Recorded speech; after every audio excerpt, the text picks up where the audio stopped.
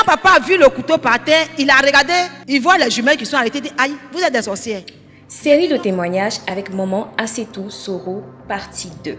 L'histoire se passe à Anguédédou V1. Moi, mon père, c'est un responsable dans cette religion. Donc, pendant qu'il a cherché la puissance à San Pedro, il y a une autre puissance qui était venue à Anguédédou. Parce que nous, on a accepté Jésus.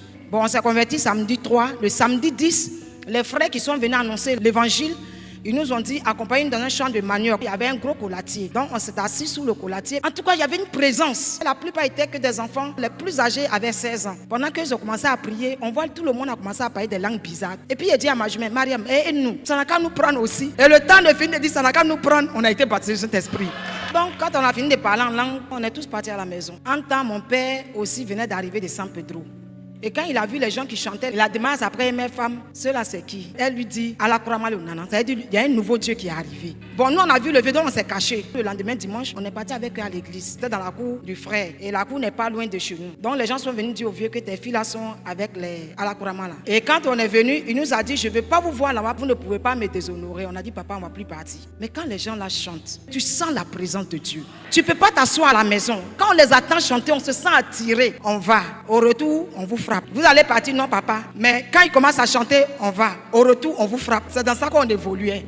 Et puis un jour, papa s'est fâché, on ne sait pas pourquoi il a chassé ma jumelle. On était en classe de CM2. Quand il a chassé ma soeur, elle allait trouver le frère. Il s'appelle Kodiane Joachim. Puis bon, Kodiane l'a hébergé. Le samedi matin, j'ai fait appel à ma soeur, puis on était en classe d'examen. Pour lui expliquer un peu ce qu'on a vu à l'école. Et pendant que je lui expliquais, mon père est quitté au travail. Quand il passait, il n'a rien dit, il avait les mains derrière. Il avait les mains comme ça, derrière lui. Et puis quand il s'est approché de nous, il a crié le nom de ma jumelle. Et pendant qu'on le regardait, il a lancé un couteau. Et le couteau est parti vers nous. On a vu le couteau qu'il a laissé. Et pendant qu'il a lancé le couteau, c'est comme une main invisible qui a saisi le couteau. Le couteau allait jusqu'à notre niveau et le couteau s'est retourné pour venir jusque devant papa et le couteau s'est posé par terre. Comme l'orateur l'a dit, notre Dieu c'est un Dieu de miracles. Et quand papa a vu le couteau par terre, il a regardé, il voit les jumelles qui sont arrêtées, il dit, aïe, vous êtes des sorcières. Dieu est un père responsable qui prend soin et protège ses enfants lorsque nos propres parents en sont incapables ou pas. Il a dit non papa. Il dit si vous êtes sorcier, puis il a commencé à nous poursuivre. Donc c'est ma soeur d'abord, il a poursuivi. Bon, elle s'est échappée, il n'a pas vu, il est revenu. Donc moi je regardais le couteau, il revient, tu es dedans. Il dit non papa, il dit si, tu es dedans. Et puis il a commencé à me poursuivre. Partout où je vais, papa est derrière moi.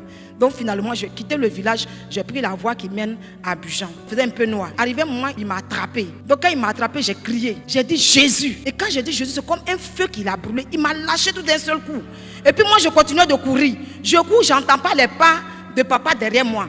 Donc je me suis arrêté et dit mais pourquoi je n'entends pas ses pas? Je regarde de loin, papa en train de tourner sur lui et puis il dit où tu es? Si tu t'attrapes, il va te tuer. Si tu t'attrapes, il va te tuer. J'ai compris là que Dieu l'a frappé d'aveuglement. Psaume 91, verset 14 nous dit, puisqu'il m'aime, je le délivrerai. Je le protégerai puisqu'il connaît mon nom. Alléluia. Donc je me suis retourné parce qu'il n'y a pas autre voie. C'est forcément à côté de lui, il doit passer pour rentrer dans le village. Je passe à côté, il tourne, il ne me voit pas. Arrivé dans le village, je suis allé chez le frère Kodiane. Et c'est comme ça, nous sommes restés avec eux. On a fait 2 semaines. Le frère va au travail, il nous enferme dans la maison. Or, dans les cités, on fait toujours les toilettes hors des maisons. Mais Dieu, dans son miracle, fait que toute la journée, on n'a aucun besoin. Jusqu'à ce que le frère vienne. Et c'est à 23h, quand tout le monde dort, et puis vient nous faire sortir. C'est là où on va se laver, on fait ce qu'on a à faire et on rentre. Rendez-vous demain à 23h encore. Et le Seigneur nous a vraiment soutenus dans cette période-là. Et on est resté jusqu'à ce qu'un jour... La suite de ce témoignage est disponible sur ma page. N'hésitez surtout pas à le partager à quelqu'un qui aura besoin de l'entendre. Que Dieu vous bénisse. Bye bye.